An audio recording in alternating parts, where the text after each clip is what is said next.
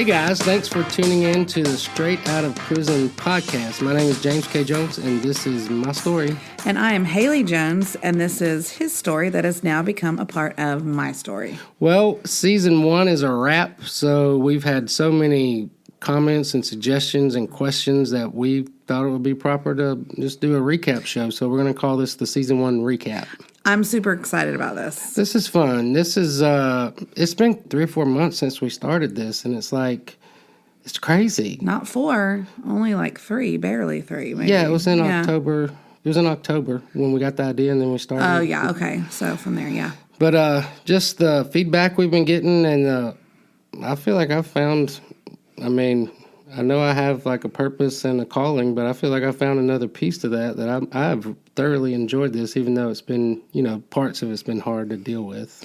I have to say the last couple episodes when we have been recording, I have just noticed, looked at you and thought, he is doing his thing. It's very natural, which surprises me for you. Well, I've always liked to write, but just this talking thing is so much easier than writing. You just get it out. Who knew that you would like to talk? Yeah.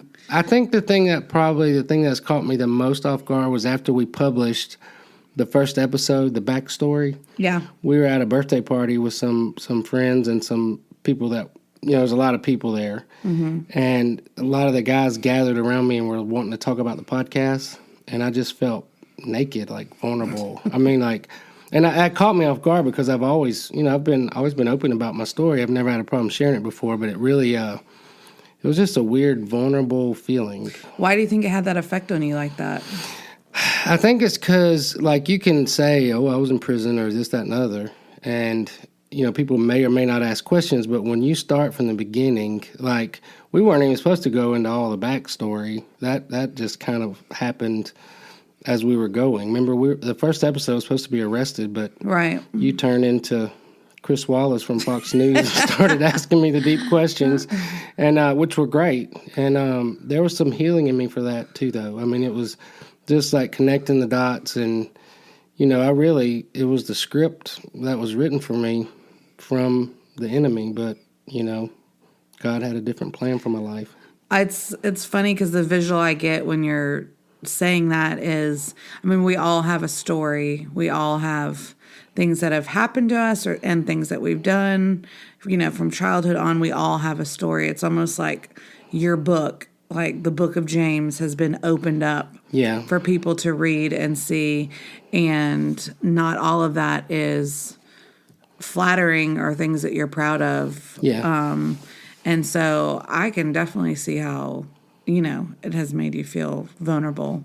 It has, but I feel like I'm getting over that now. It's not bothering me so much more. I've always felt like, stories are what you remember. Stories are what help you learn. Stories are, when they're true. Stories are powerful. So I'm excited to get it out. Yeah.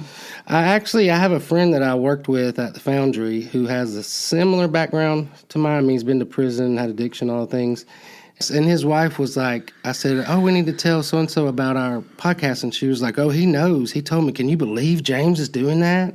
And it was that kind of, most people don't want to share. They want to share the good. They don't want to share the bad and the ugly. But I think for me, examining the bad and the ugly is how I know how I got there and how I can do something different. So stay tuned. Yeah, because there's still some bad to come. Yeah, well, there's good and bad in everything. That's part of life. You learn how to accept and change and allow things to be different, and you choose different. So. Yeah. But in this one, we've got a ton of questions. We've got a ton of comments. I think probably the top question that I've had, and I would say who asked me, but so many people have asked me, is what happened to my cousin. So your co-defendant. My co-defendant, and that's in episode 1, 2, and 3. I talked about, the backstory, how we started doing crime together, then we, ended up getting locked up together and going to prison together. His story, after I went to prison in 1994, I never really had contact with him after that. He went to an adult prison. I went to a youth offender prison. I got out in September of 1999. He was released in, I believe it was 2003. By that time, I was jaded. Like, I'm not going to, there's going to be no relationship between us. And actually, his family, there was no relationship with any of them. And when our grandmother, my Meemaw, when she passed away in 2003, we were actually pallbearers together. We carried her casket. Right. And I just never looked at him, never acknowledged that he was there. I mean, probably that was kind of harsh, but I felt like, I'm not going to do anything that's going to jeopardize my freedom, and I'll never be caught in a situation like that again. So I felt like the best way to do that was just to keep that door totally closed. He got out in 2003. Within a year, I think, he was back in prison.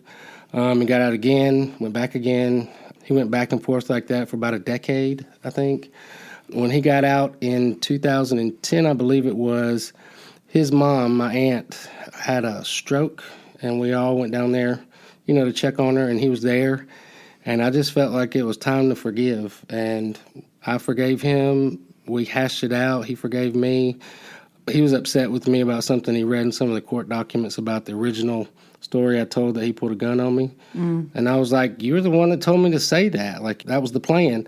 So we found I forgave him, he forgave me. We became, I guess, not in a relationship, but I did reach out to him and try to help him. It was his first year out, and he was really trying this time to do something different. I gave him all my life after prison material. He went through it. But the one piece of advice he didn't take was, you got to get away from your environment. You can't go back to where you came from and expect something different. And he couldn't do that because, he wanted to be with his family. And sadly, he was out for 2 or 3 years, and then he got back on drugs. And he carjacked an unclothed officer in Columbus, Georgia, and now he's in prison in Georgia serving a prison term there. So I pray for him often. I've thought about writing him a letter to try to encourage him, maybe tell him about the podcast, but that's where he is now. So I mean, it's sad. I mean, but that's the true story of 76% of people who get involved in crime and get caught up in the criminal justice system is that it becomes a lifetime thing, and that's just something that I can't. That's what I was going to say, is that's definitely more the common story. Yeah. Well, the way we did it when I helped design a reentry program when I was working with the Foundry was if you line up 10 guys coming out of prison, so 7 of them are going to go back within a year. So we try to focus on the things that could help the 3 turn into, 7, 8, 9, 10. And that's been my passion. I mean, that's still my passion. I've always want to help people. But I've learned through working for a nonprofit like that is nothing's going to change until you decide that you want to change. And it's hard, but, anything beats being locked up in a prison cell. Yeah. And if I'm ever feeling sorry for myself, I have this little exercise I do. I walk outside when it's dark because we're never allowed to do that. And I'm just like, hey, it's dark and I'm free and I can walk outside. And I probably never even told you I do that. Actually, no, I've never heard. I do that a lot when I'm discouraged. I'll just open the door and walk outside and be like, look at me, I'm free, And I've been out now for going on 22 years, but it's Look still. At me, I'm free. Well, I mean, it is, and it's just a different thing. And the fall, I love the fall. We never saw leaves fall that whole time because there are no trees on a prison compound. They can't have trees. So there's no leaves. So I can look at the leaves and just be grateful, have gratitude. But that's where he's at. And, I still love him, but probably never be in a close relationship with him again unless, something drastically changes.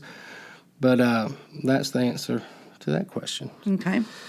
So another question I've gotten a lot of these from people, especially women, is what does my mom think about the podcast? Do you want to speak to that? I know it's tough for her. She does not listen to the podcast. Yes, she doesn't refuses. want to listen to the podcast.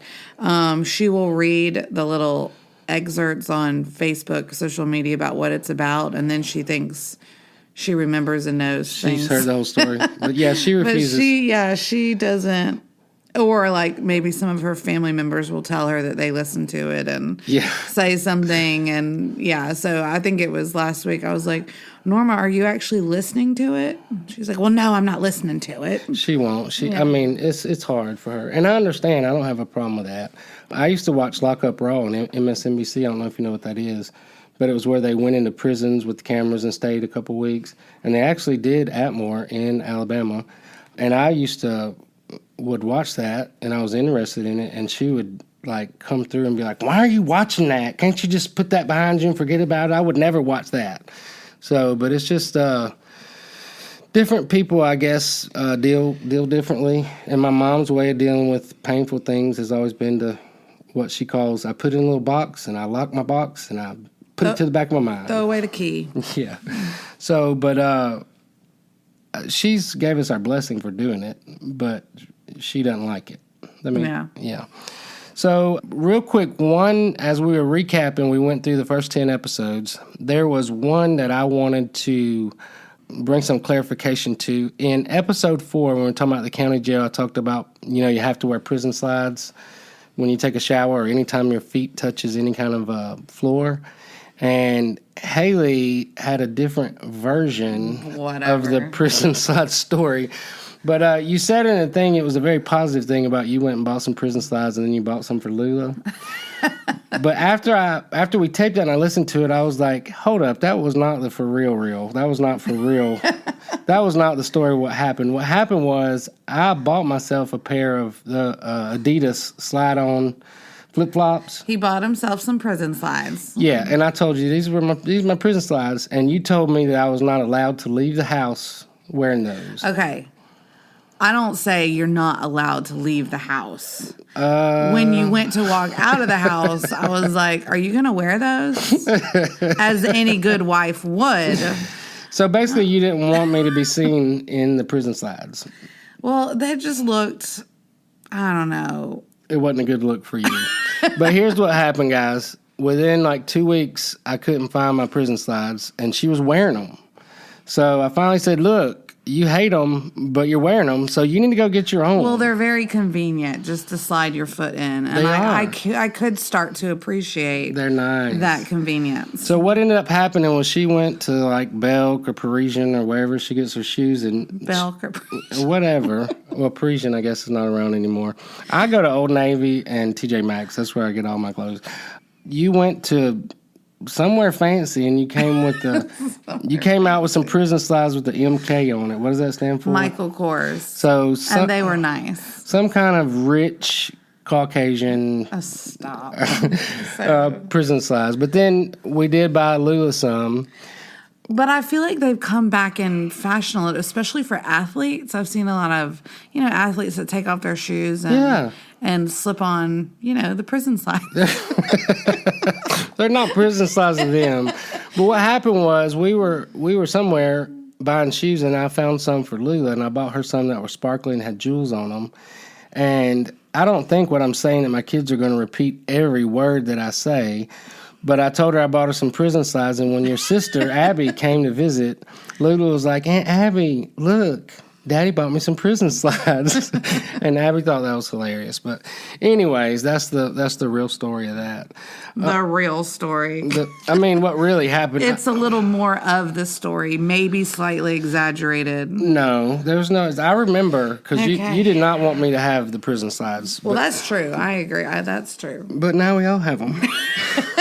Now we all, and that's also true. So some of the feedback I've gotten from Deidre, who is my friend, it's Haley's friend, but she is not someone who knows anything about prison. As are a lot of people. Her and I are kindred in this way. Yes, and I love Deidre. She told me, I listened to episode 5 today, and I learned about the sissy, the boy, and the hustler. And it was so funny to hear her talking like that. And then Jennifer, another friend of mine. You might want to say what she said. We were talking, she was listening, and she just realized that she said, gosh, I just realized it's something I've kind of known, but about you had said you got away with a lot of things and your mom let you get away with and kind of covered things up when you did small things and there was never any consequences, and that you felt like that maybe if there had been consequences early on, it might not have gotten you to the point of, going to prison. Deal with the little stuff. And so just with her boys, that nothing huge or big, but just recognizing, which is true for me too, as a parent, that giving our kids consequences or giving her boys consequences was kind of important because it's very important. It helps them grow and helps them understand that there are consequences. Because as a parent, I think our natural instinct is to, fix it, make it better. Like, it's okay. I know it was a mistake. Next time do better or whatever. Yeah. Because we want to protect them. We think we're protecting them. But sometimes, what we think is protecting them is actually not protecting them at all. No, it's helping them. It's helping them get worse. And we're big on consequences for our kids. I mean, we're not like strict authoritarian parents, but one of the cutest things I think that Lula does, and I can see how you would, easily like just let something go, is she'll say, "Oh, but Daddy, I don't want a consequence." but I always tell her, I've got to give you a consequence because that's going to help you learn, and then next time you won't make the same. You won't have that same problem again. So I think that's good. I've got some fact checks. Joey, who is in law enforcement, is one of our top listeners. He fact checked me on episode 5. I said that I didn't think Alabama had a youthful offender program. He let me know that they do. So that was good to know.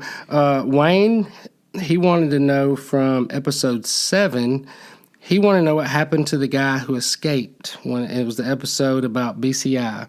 And there was a guy that escaped, and he said, I really want to know more about his story.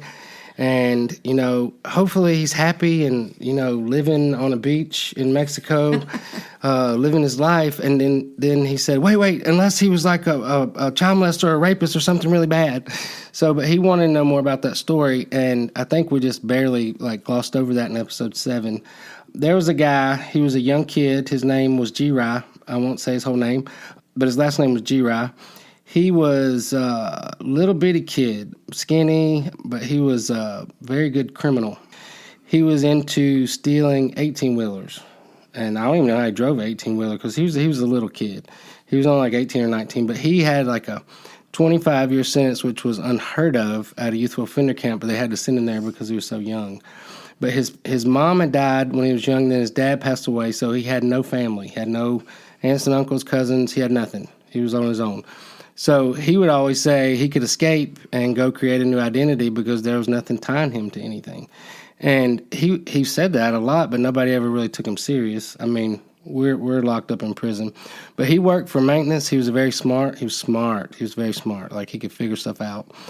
He ended up coming up with a way. He jacked up a door. He took a jack, or 2 or 3 jacks actually, and welded them to the ground and jacked up a back door, like a gate, like 7 inches. And when they closed the maintenance shop, he stayed in, and he got in there and just wiggled himself out and was gone. And he was gone for like 3 hours before they couldn't clear a count because there were one missing on BCI that night. And he was gone. And by the time they started looking for him, he was long gone. But he freaked them out. The police went crazy. Like, they came in, running around with guns, and it was rough. But he got away, and we were rooting for him. I know that's not right, but that's where our minds was in. It is kind of exciting. Well, he was on every news station. Like, you could just turn on the news and see, and there was G-Rai.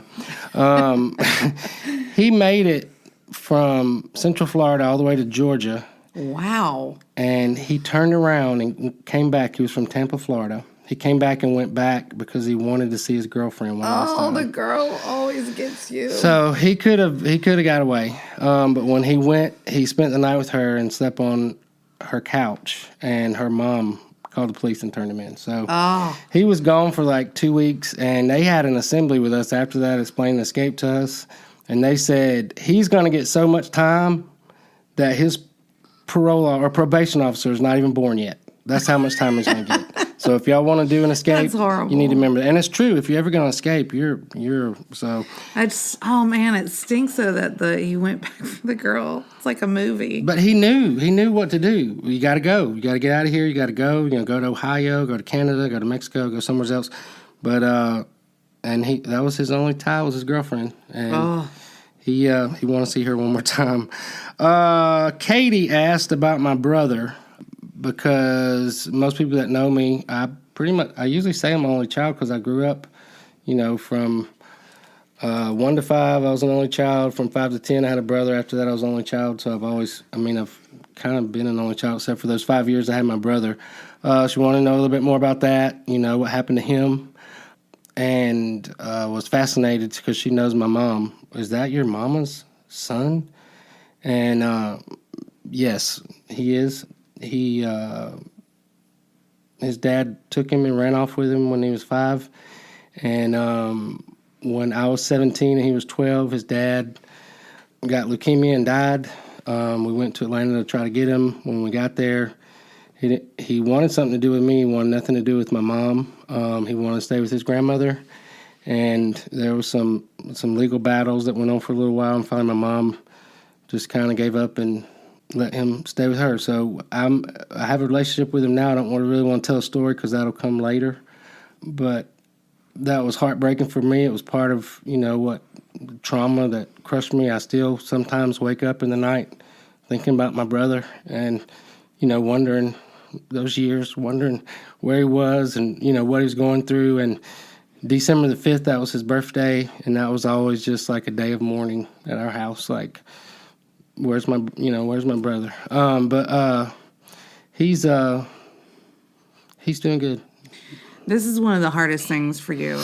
I mean, I know it's been one of the hardest things for you to talk about, for you to process, even as a grown man, and just to make just another notation is that that you'd lost touch with him for many years and found him again when you were 35 or something. Yeah, it was that. We'll cover that when we get to that. Okay. But he's alive and well. He's my baby brother, my Bubba, and I love him. And from what I'm saying, he's listening to this podcast.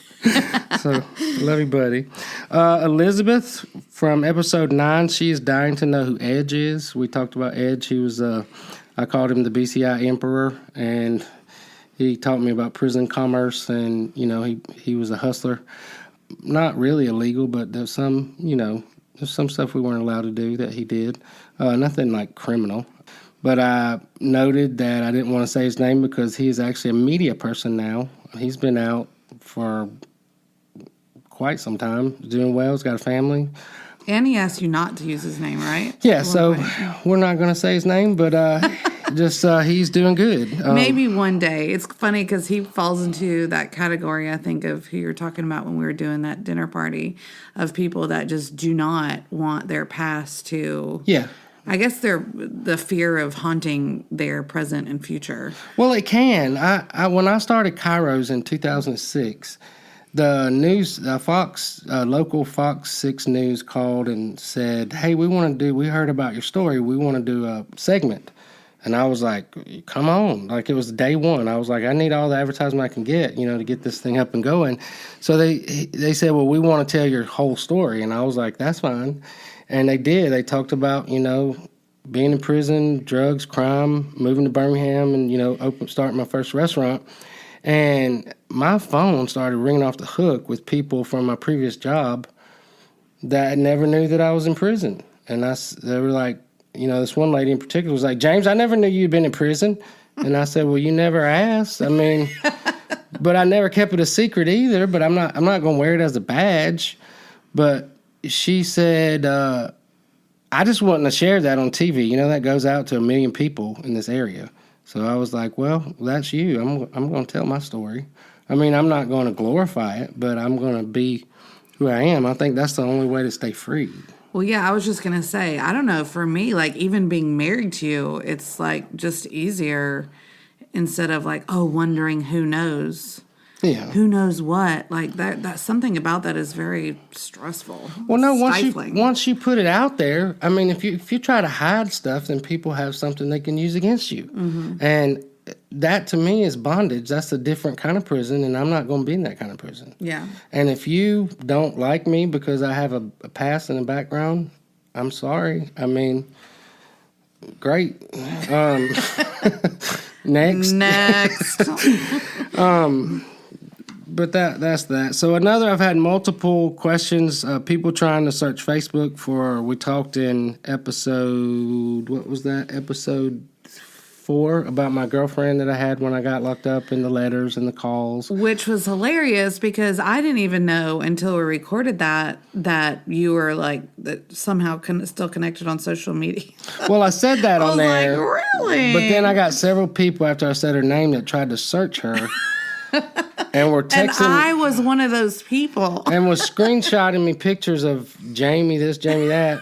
And then I said, no. And then I went and looked, and I realized we're not friends on Facebook anymore. We used to be. So that's the answer to that. We're not friends on Facebook anymore. She dropped it like it was hot. I don't know. Maybe it was because I got married. You know, there was a lot of girls that unfriended me on Facebook after you hooked me in for life. Well, as they should. Matt lived outside of Phoenix City. He's actually an associate pastor at our church. This was a funny little back and forth. He lived outside of Phoenix City, and his wife taught at Smith Station. And from episode 1, he was wondering if those were the windows we busted out. We said that was my first crime ever committed. That was humorous to have that conversation with him. But those were actually not the windows that we busted out. We were in Phoenix City, the city of Phoenix City. We busted out the windows of Central Middle School, and Smith Station is on the outskirts of Phoenix City, so that was not that. Michelle, she commented that her husband had served time in federal prison, and she could identify with my story about my family, about when you go to prison, you take your family with you. She said that every day that he was there, it was as if she was there and her daughter was there too. And so she really identified with that. And she said to this day, and I think it's been years ago, her daughter still has anxiety and depression. And so we've been praying for her, and her daughter's trying to start a way to help young girls that have dads in prison, which I think is amazing. That's awesome. That is a beautiful thing. Yeah. Linda, she said she could empathize. I mean, Linda is a person who doesn't understand crime and punishment or prison or nothing. She doesn't have any connection with that. But after listening to the story, she said she could empathize mostly with my mom and my grandmothers because, you know, she's a mother, and that her heart just broke for my mom and for my granny and for my meemaw. And I appreciate that. And it's true. If I've said it once, I've said it 1,000 times, but I think it always bears repeating. When we get in trouble, when we shipwreck our lives, it's not just us. We take the people that love us with us. Mm-hmm. And, you know, to this day, I still, you know, have a lot of sorrow about what I put my mama through and what I put my granny through and what I put my meemaw through and my aunts and uncles and cousins and friends and everybody that loved me. I mean, that's rough. I mean, and now that I'm a daddy, I couldn't imagine. So, and then finally, our last one that we're going to talk about, unless you want to add any before I do the finally? No, I like this one. I think this one. So finally, Brandy, she sent us a lot of feedback, but one of the last ones that she sent was, she said, I love this podcast, and it's my favorite podcast, and I listen to it. I look forward to it every Tuesday, but I love it because it's real. Thank you, Brandy. And you know me, I'm all about some real. I don't like anybody that's like putting on or, you know, trying to live out anything scripted or, you know, just trying to be something that they're not. Just, you know, if you struggle, say you struggle. If you have a past, say you have a past. Like, you know, maybe if you share your past, it'll help me with my future. I believe that's the way that God, you know, intended it. You know, there's a scripture that says if you want to be healed, confess your faults one to another and pray for one another that you may be healed. I mean, he forgives, but he says that we get healed when we take the mask off and tell our story, let it out. So that leads us to an announcement. we have gotten so much feedback from you guys on, I guess, just the dynamic between me and Haley. And honestly, we're not really, none of these things are scripted. We're just talking. We do say, okay, we're going to talk about this time period, and then we have some bullet points, and then we go through it. But you want to speak to that? Yeah, I mean, it really just started out of just us wanting to tell your story, because the reasons that you just said, that we know that he's not the only one, and I'm not the only one to have things that we struggle with or make mistakes or having to live out consequences from our decisions. And it's been very, I mean, you've used the word healing and therapeutic, but very even helpful for us and healthy for us, I think, to talk about it. I mean, not only on this platform of a podcast, but with each other. Yeah, get it out. I mean, I feel like I've learned, even from you telling it chronologically and really taking yourself back there. I mean, I knew your story, obviously, but like every time we've sat down to record, I've learned something different and new, which has been really neat for me to kind of understand more and know more things. And I mean, I think that's true anytime that we tell our own story or hear someone else's story, that we learn and it helps us, I don't know, grow and be, I mean, closer to each other, but also be more self-aware and grow within ourselves. I don't know if that makes sense. But Oh, that's good. That's great. So we're working on releasing some new content, and this content is, we're going to keep doing the Straight Out of Prison podcast. we're about to grow some more. We're going to continue with the Straight Out of Prison podcast. Season 2 will be dropping on February the 2nd. But for our Patreon subscribers, we're releasing some new content, and we're calling it the For Real Reel. That kind of sounds like I'm repeating real. Opposed to the highlight reel. So we've always, both of us, people, you only post on social media and you only really share like the highlight reel. Like you only tell the good stuff. Or show the best picture with the best music, with the best filter. Yes, with the best. Everything is just, it's a highlight reel. But I do it too. Well, we all do it. I mean, Yeah. Who wants to share something, the bad and ugly? I mean, I'm not criticizing that. I'm just saying that's what we're used to getting. I mean, I always go back to the pictures of my kids because people say, oh, your kids are so photogenic and the pictures are beautiful. And I just love the picture you posted on 4th of July of the 3 of them sitting on a flag. If I could show you the 246 pictures around that it took for us to get that one, to get the one picture. And the fighting and the weeping and gnashing of teeth. I mean, if you have kids, you know what we're talking about. So that's the highlight reel, is that one good picture. But the real, what's really happening is all that other stuff and the screaming, hollering, and all the, fussing and sit and smile and don't. And so we want to do something that's the opposite of a highlight reel, and just get real and talk about real stuff, real life. We're going to be releasing a new episode every week about what's really happening. And the reason why we want to do that, I just want to be honest with everybody. We've invested a lot of money into equipment and producing this podcast and hiring people to edit it. And time.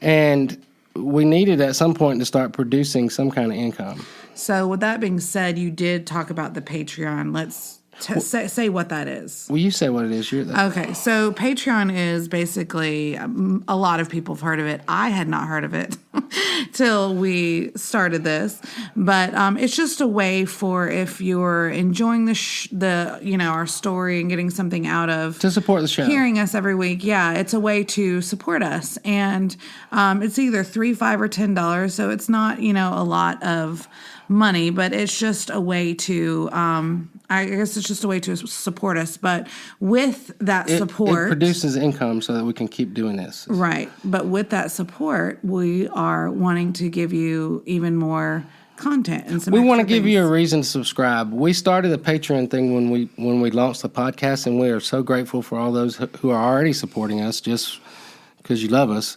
But we wanted to do some extra content so that it'll give you a reason. Like, I don't do things like that unless I have a reason. But if I know I'm going to get something that everybody else ain't getting, I'll do it. I mean, because $3 or $5 or $10 a month, that's not really that big of a deal. But we were going through the thing where you look into doing ads, and I just don't want to do ads. I want.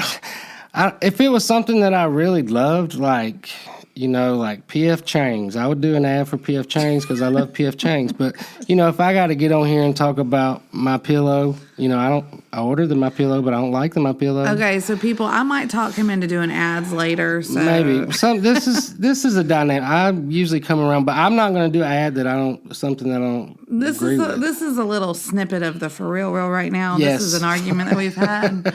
But the bottom line is, I want you to be able to pick up our podcast, mash play, and listen to it without being aggravated with, the side stuff. And I'm open to the idea of a sponsor. Like if you say, okay, this week's show is sponsored by Hobie Hobart State Farm in Fultondale, Alabama. That's my brother, people. I'm good with that if it's somebody that I respect and love. We're sponsored by Hurst Towing. He's a friend of mine. That's I love our friends, and we love them. and too. I love their business. But the Holland AC people. Yeah. Anybody that if it's a real sponsor and it's somebody, or Chick-fil-A in Gardendale and Fultondale. We love those people. Those are our people.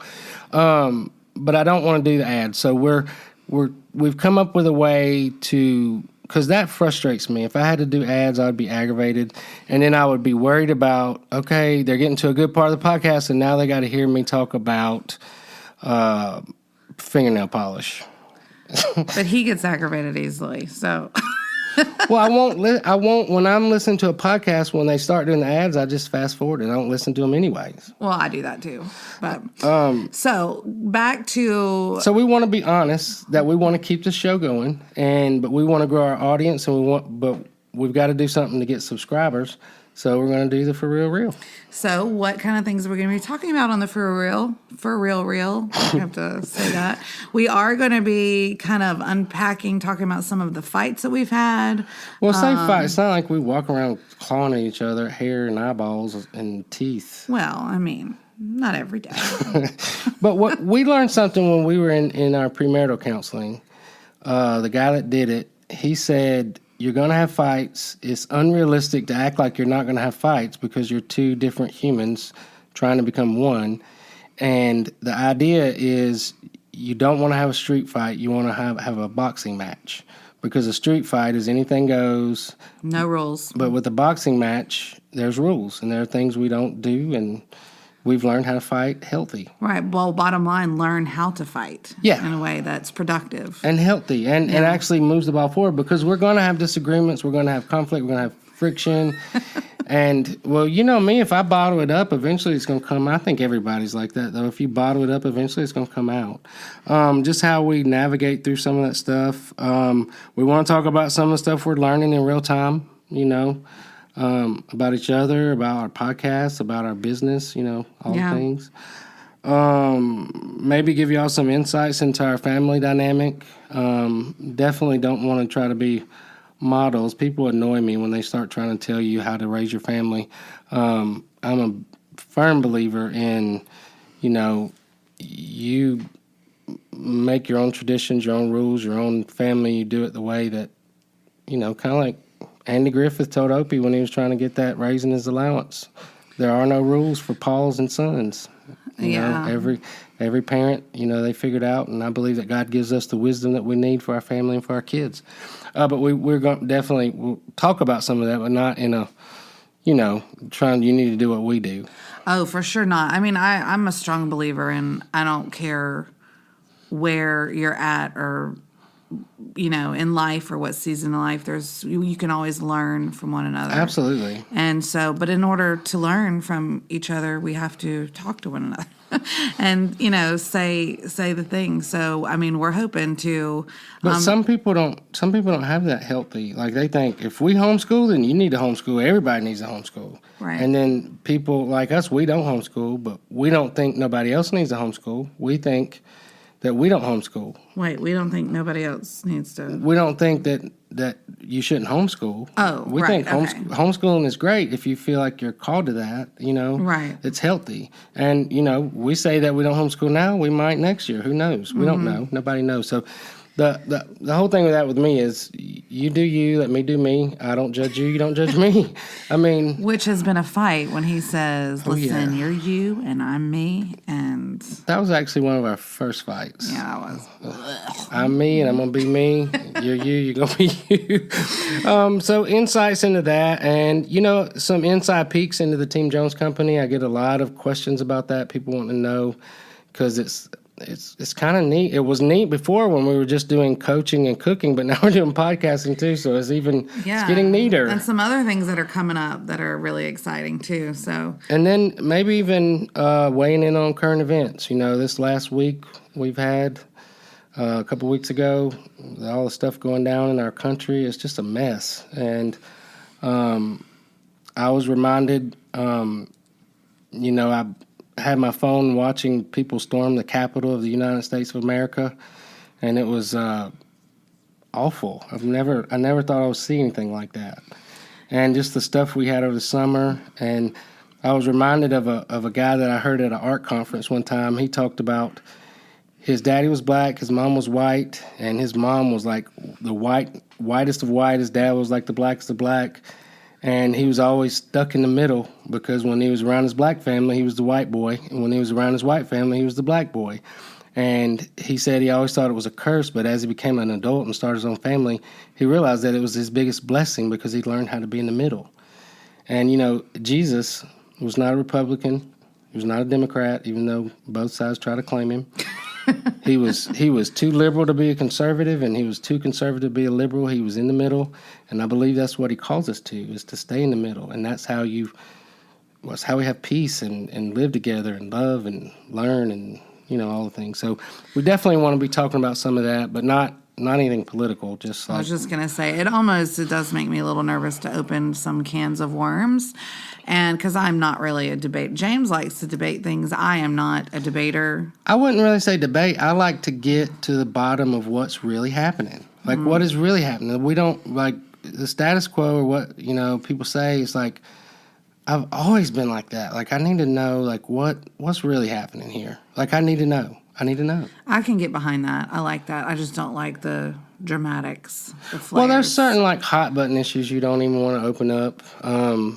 But sometimes you need to talk about them. I mean, we need to talk about race stuff in our country. We need to understand each other. I agree. Sure. I mean, some of that stuff I learned in prison, but, Big O, when I talk about him a lot, how he helped me understand the black community, he was actually preparing me because, 14, 15 years later, I would be called upon to help raise a black son. And Brandon, if you're listening, I love you. Me too. But just that's where we're going with that. So stay tuned to that. We'll be putting that on all our platforms, and it'll probably be on, everything. Oh, and something else we forgot to mention that we'd like to include on that is we hope to bring on some people that James has talked about. Oh, yeah. To interview. Absolutely. And for them to just tell a little bit of their story. Yeah, of their story. That's going to be awesome. Once we get through telling the Team Jones story, which looks like it's going to be 3 or 4 seasons, I'm going to bring other people on. I have a friend that worked for me at the Foundry. He did 32 years in prison, and he is almost 70 years old, and he's living his best life. And when I first launched this podcast, I told him, I want to have you on at some point, when we start interviewing others. And he was all for it. And then he came back, about 5 episodes in. He was like, I don't know. The way Haley asks questions, I don't know if I'm ready for that. I don't even think I'm that direct. But I told him, I said, you don't have to answer the question if you don't want to. And it can be edited out. Yeah. If you don't want to answer the question, you don't have to. But I've had a lot of feedback from people that I know, and then a lot of feedback from people that I don't know. Like, hey, are you ever going to, tell other people's stories? And the answer to that is yes, I would love to when we get there. But we're going to finish this story first. One thing we didn't do, if people want to look up the Patreon thing, how would they do that now?